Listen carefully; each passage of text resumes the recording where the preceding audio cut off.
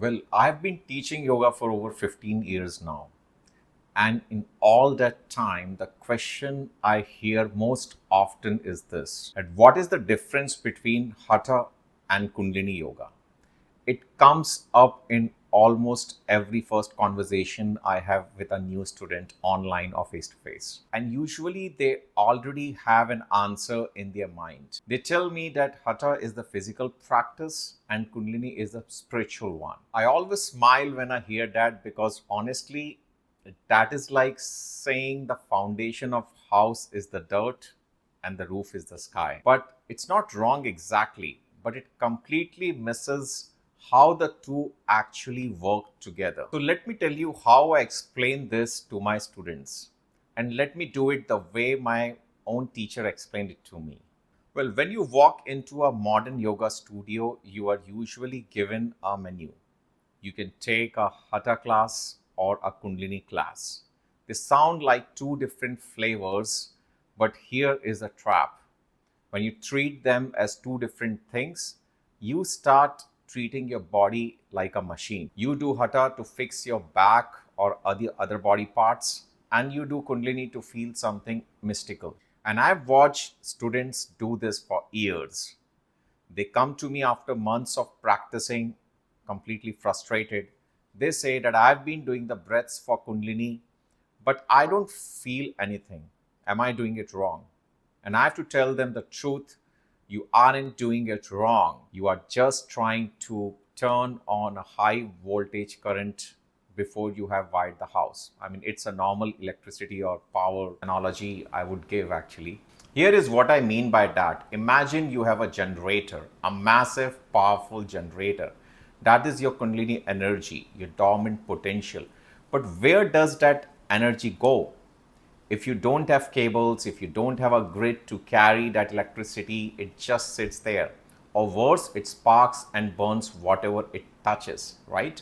So Hatha Yoga is not just stretching. It is a science of building that grid. It is a process of wiring your own nervous system so that it can actually hold the electricity. But in the Sivananda and Satyananda tradition, the Kundalini Yoga tradition in which I was trained, we don't separate these two. We see them as one continuous process. The word Hatha actually tells you the whole story. It is made up of two syllables, Ha and Tha. Well, Ha represents the solar energy, the Pingla Nadi, and the Tha represents the lunar energy, which is the Ida Nadi. So Hatha means the forceful union of these two opposite forces.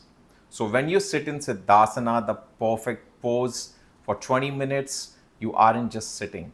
You're physically pressing a trigger point at the base of your spine.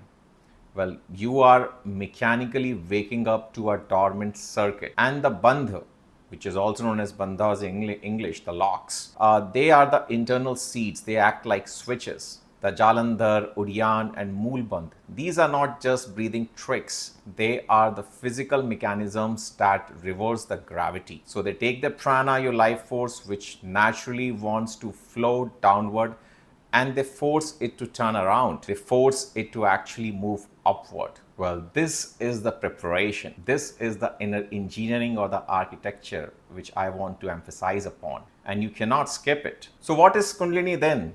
In the classical text, the Kundalini Tantra, it is described as a sleeping serpent coiled at the base of the spine. But I want you to understand this, that it is not literally a serpent or a snake. It is a metaphor. That coiled serpent represents the dormant potential of your own innate intelligence. It represents the silent areas of your brain, the parts of your frontal lobe that modern neuroscience has proven are actually underutilized. So when I teach my students, I tell them, when you practice Kundalini, you are not trying to feel the energy. You are trying to fuse the kind of two hemispheres of your brain, and you're trying to create a state of hyper-coherence. Well, the modern EEG studies have proven the same. When the left and the right hemisphere of your brain synchronize perfectly, you enter a measurable electrical state of coherence. The rishis called this as a Sushumna awakening. Well, science call it hyper-coherence. Well, it is the same mountain, just different maps. Well, now here is a critical part that I want you to take away. The Hatha Yoga you can learn from a book. It is hard to hurt yourself during a mountain pose. But Kundalini is a transmission spiritual science. It is taught directly from teacher, from guru or mentor to the student.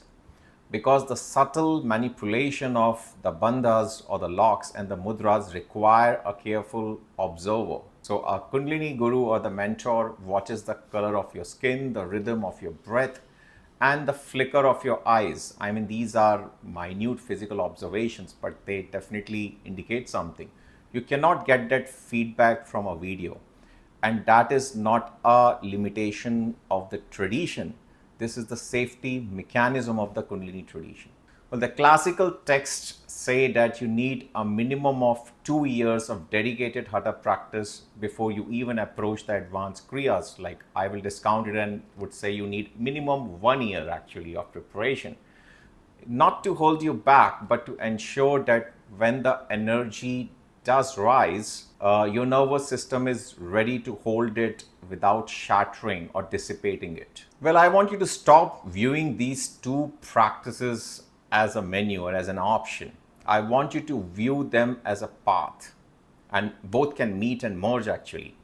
So, Hatha Yoga is the road you walk, and Kundalini is the destination you reach. And you cannot reach the summit without walking the road.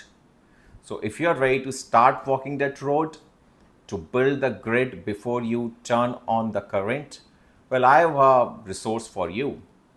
Well, it is our complete Kundalini Yoga guide. It is a step-by-step roadmap based on the classical text. Well, the link is in the description below and you can open it and read it in your free time. And if you feel the call to go further, to walk this path under the direct real-time guidance of a teacher, our residential Kundalini Kriya Yoga teacher training in Goa, which I normally conduct in the months of Jan and Feb every year, is where the theory stops and the practice begins. Well, this work is not about chasing a feeling or some kind of an experience. It is about building a foundation that can hold you for a lifetime, that can build your foundation, then turn on the correct foundation to create some lasting spiritual transformation. Thank you for sitting with me. I will see you in the next video. Namaste.